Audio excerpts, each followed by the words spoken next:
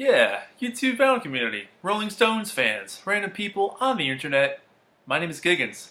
Hey, how's it going? Today, we're going to talk about the Rolling Stones' 1974 album, It's Only Rock and Roll. But I like it. I like it. Yes, I do. This album, definitely, a lot of Stones fans are kind of on the fence of whether it's like a really decent album, or the Stones being kind of like, let's just put an album together. Or like, this is great stuff, or this is kind of crap. It's a real mixed bag. Every time I've talked to someone about this album or have read about it online, people are completely torn on it. So I figured it was a good time to talk about it because the title track alone sells this thing for me. That song alone is excellent, one of the best songs they've ever done. The rest of this album definitely has its moments for sure that are, really, really fun, but as a whole, it's definitely a bit of a mixed bag. The Stones got off their European tour in '73 really on fire. Like, they were just on musical fire, and they wanted to capture that electricity in the studio by jumping in and doing another project. And Goat's Head Soup was still like a fairly new album, but they were like, you know what? We got this energy going, we got this momentum going here, let's just jump in there and do something else. So the original idea was to do like either half covers, half live, or all covers for an album. And they were so excited about doing this that they didn't call up their producer, Jimmy Miller, who they had worked with the last 3 or 4 years, the last handful of albums rather, and they decided to do it themselves. The Glimmer Twins were born. This was the first album produced by the Glimmer Twins, who are Mick and Keith, who would go on to do almost all their albums after that since this point. The last time they self-produced themselves was on their Satanic Majesty's Request, and Request. I always want to say Secret Service, like that James Bond movie. That always just comes out like that. It's Request. And the last time they produced themselves was on that album, so really shaky results. Between not keeping track of themselves, too much drugs, no direction. The results were a little, maybe not as cohesive as they wanted it to be, although the album is fantastic. This album, I think by this point, they'd been in the game for so long now. They've been a band for 10 or 11 years now. They'd been in the recording booth. They'd seen people switch the knobs, do this, do that. They got the idea down. They were pretty proficient with how to handle the studio. And I think taking it on themselves kind of proved to other people that, like, you know what? We've been in this game long enough, or we can just handle it ourselves. It's only rock and roll. So yeah, this is an interesting album because this also marks the start of Ronnie Wood's entrance into the band. At this point, Ronnie and Keith had started to live together, or Keith basically moved in with Ronnie and his wife, Chrissy, at the time. And Ronnie Wood kind of came up with this idea of It's Only Rock and Roll. And then Mick kind of went off with it and started writing a song and said, hey, I think we're going to use this. And Ronnie was like, okay. And then Ronnie came and played acoustic guitar on the track. And his acoustic guitar really shines throughout this thing because you've got that real gritty Keith Richards guitar on top of it, the electric guitar. But you got Ronnie Wood's acoustic underneath it, and that blend just feels so good. And then a couple years later, he was asked to join the group officially after they tried like a bunch of other people, including like, I think Jeff Beck and maybe even Peter Frampton as people to fill in for Mick Taylor, who was going to leave at the end of this year in December of '74. So he's on most of this album. I don't think he's on like 3 songs on this whole thing, but he's on the rest of it. And he was just an exceptional guitar player. His playing was absolutely phenomenal. And his work with Keith, their back and forth, their duetting, if you will, the riffing back and forth, especially on the opening track, is definitely something to pay attention to. But with that, the opening track on this thing is called let me get my thing there. If you can't rock me, which a lot of people will say that it's an innuendo song, but they also do mention things like the drummer and a bunch of other stuff, so it might just be literally rock and roll. A lot of fans see this as a throwaway song. I think it's kind of fun. I think just having a good time. There's nothing wrong with a warm-up song for the most part.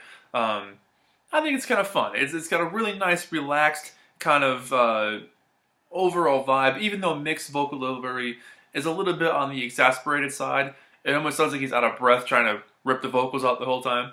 But like I said before, Mick and Keith's guitar playing throughout this thing is absolutely fantastic.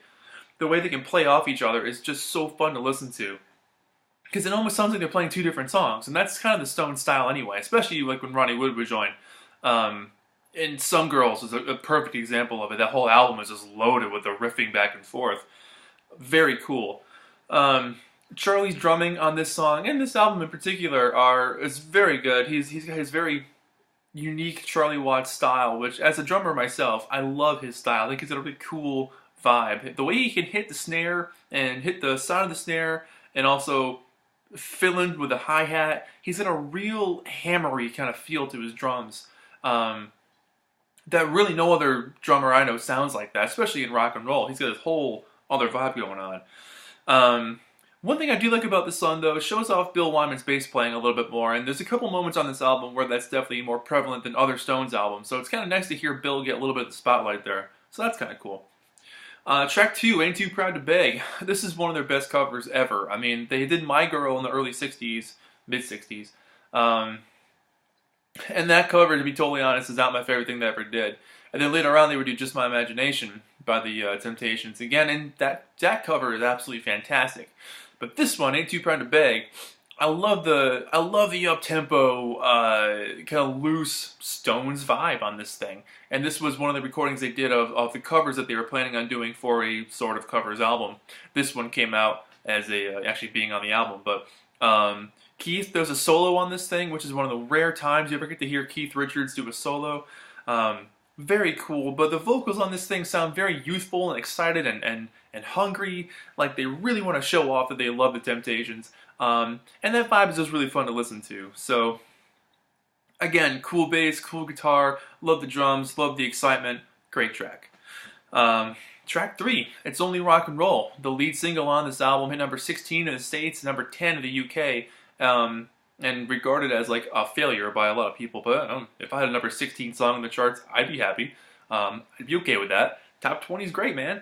But it's gone on to become an iconic song associated with the Stones. I mean, it's just one of those things where, like, you think of the Rolling Stones, you think of, Satisfaction, Street Fighting Man, Gimme Shelter, Satisfaction. It's Only Rock and Roll. It's just up there as one of their most important songs. And just the name of it alone is so cool. They apparently wrote it in response to, apparently Mick Jagger says something along the lines of how no matter what album you put out, they're always going to say the last one was better. And he got to the point where he's like, you know what? It's only rock and roll. It doesn't matter. It doesn't matter what you say. We're still going to make music. We're still going to have a good time doing it. That's all that matters. Cool.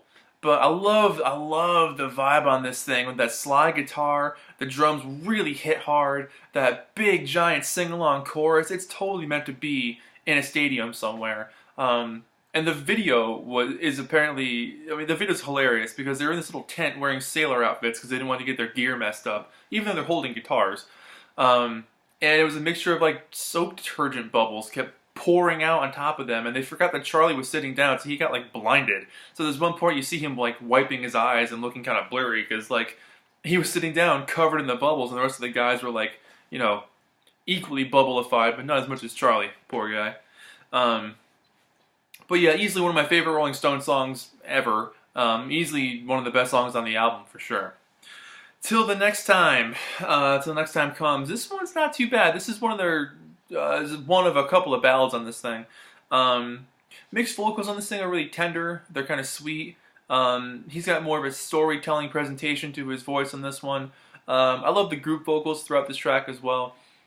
It's not something I'd probably go out of my way to listen to a lot, but when it comes on in this album, I don't really skip it. It's not my favorite, but I can appreciate it and give it some respect. Time Waits for No One ends off side 1. This is a very interesting track. The guitar for this one sounds a little bit mystical to me.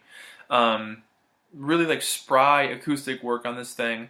But I love the chorus vocal. I think that's great. The way the drums blend into the scenery, for me, is really effective but kind of bizarre. It's almost like the drums are there, but they're not. They just kind of fade in and out, like they're not really there, but you can kind of tell that they are. It's a very weird feeling. I'm not sure how that was recorded, but it's interesting. The percussion sticks out way more than the actual drums. The bongos really stick out. But overall, it's really a mature, passionately played track. I love the extended jamming at the end. And that weird metronome riff that pops up at the beginning and the end of the track is interesting, kind of keeping them on time. I'm not sure if that was meant to be part of the song or just left in or what that was, but kind of weird. Luxury starts off side 2. The harmony vocals on here are classic Mick and Keith. I like that a lot. It's definitely an easygoing, slightly reggae vibe on this one. It doesn't really strike any new ground. It doesn't really go anywhere. It kind of just repeats itself over and over again. Lyrically, not the most inspired thing either, but you know, sometimes some of the guitar work is pretty cool. The piano's really heavy on this track. The drums for me on this track are really cautious. They don't try to get in the way of anything else. But the soloing that's sprinkled throughout this track is definitely a lot of fun. That's kind of cool to hear them just riff the entire time. Overall, as a track though, not my favorite. It doesn't really do much for me.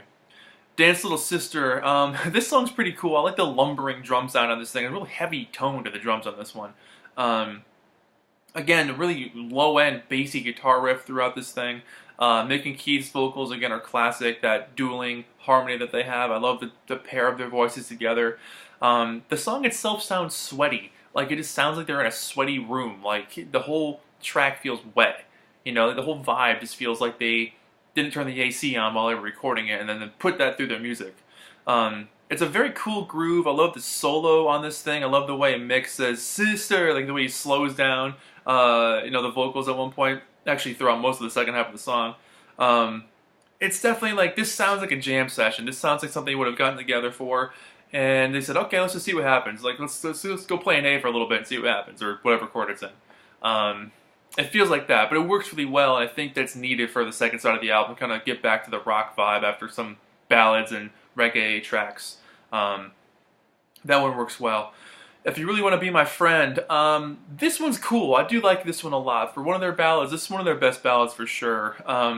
It's definitely a bit of a loose playing song, but I think having that space lets the song breathe a little bit more, and lets it grow and expand, and I think, you know, that gives it off a much more open atmosphere to appreciate. It's not as tight and condensed as some of the other rockers on this thing. So having some room to breathe, I think, lets the song be a little bit more enjoyable.